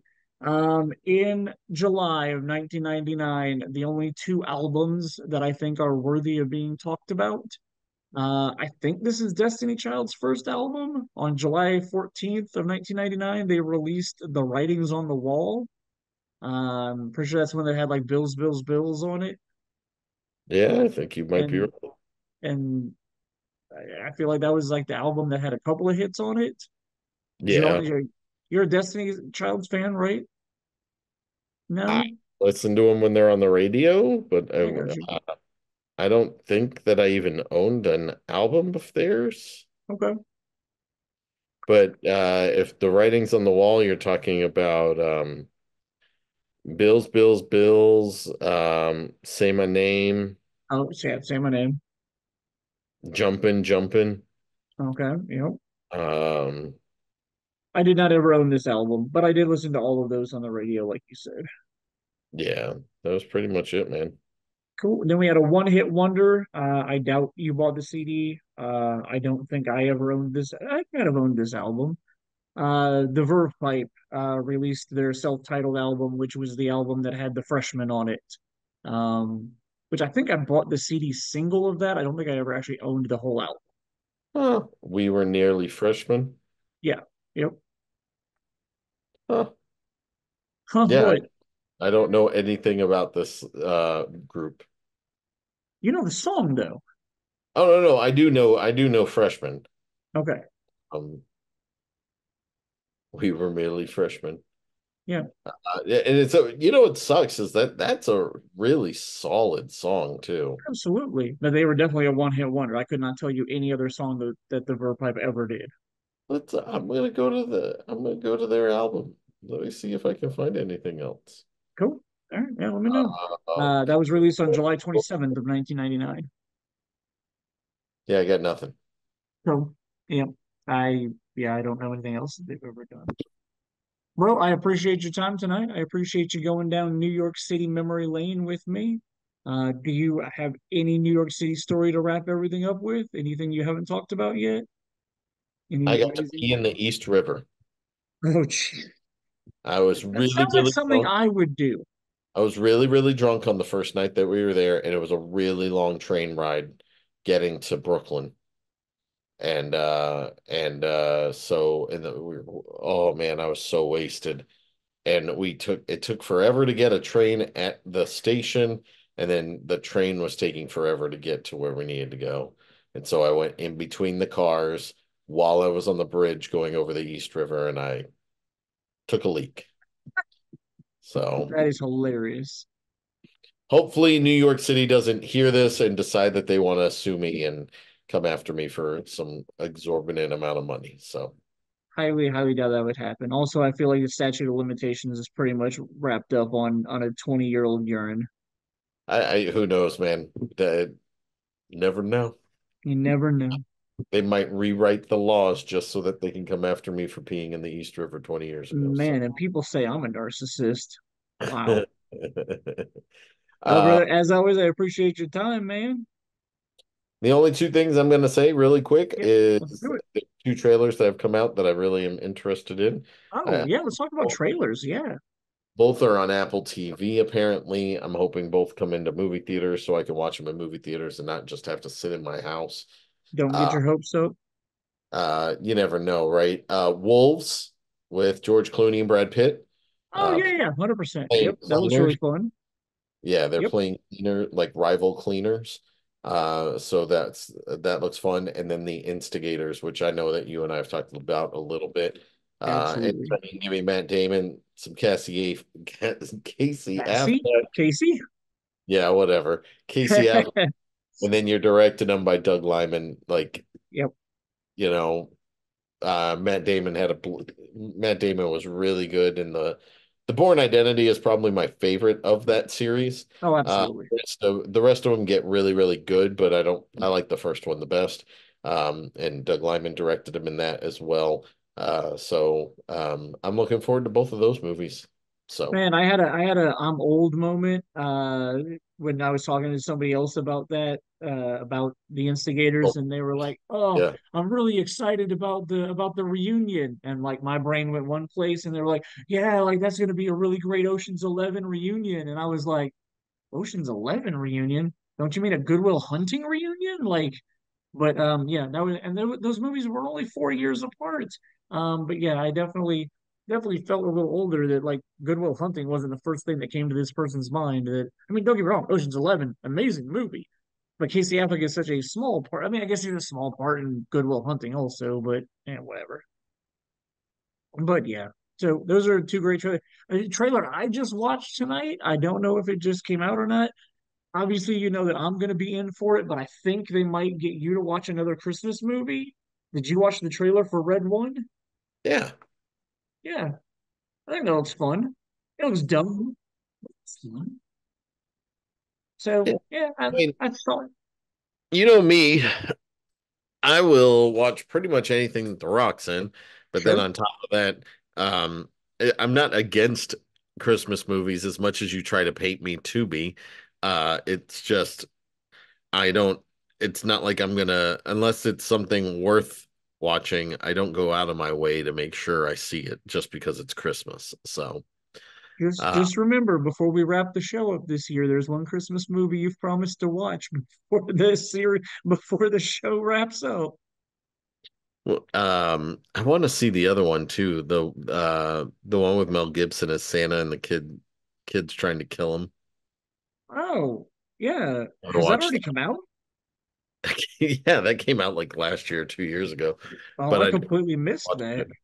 So Oh, yeah, I'm gonna have to look into that one too. I missed that. I didn't even realize it came out already. Yeah, good stuff. Um, I don't know. Every month when we wrap up the episode, we talk about how we're gonna film a mid-month episode because we need to get up to 99 by the end of the year, and it hasn't happened yet. So maybe in July we'll do a mid-month episode. We've got like two in the works that we're trying to do. Maybe we'll pull the trigger and get one of those done in the middle of July. But worst case, we'll be back in August. Worst case, we might not hit 99 episodes, but we'll get it all figured out. So thank you everybody for listening. What's up? Batman came out in 2020. Oh, I've still not seen it. I mean, I was still drinking back in 2020, so it's possible I did watch it and just don't remember it, Yeah. but we'll see. Yeah, I need to get that on my Christmas to watch list. So, all right, we will be back at some point, either in 15 or 30 days, or you'll have to listen to us talk about something else. I have no idea what the next episode is going to be about. So, we'll be back. Thanks for listening.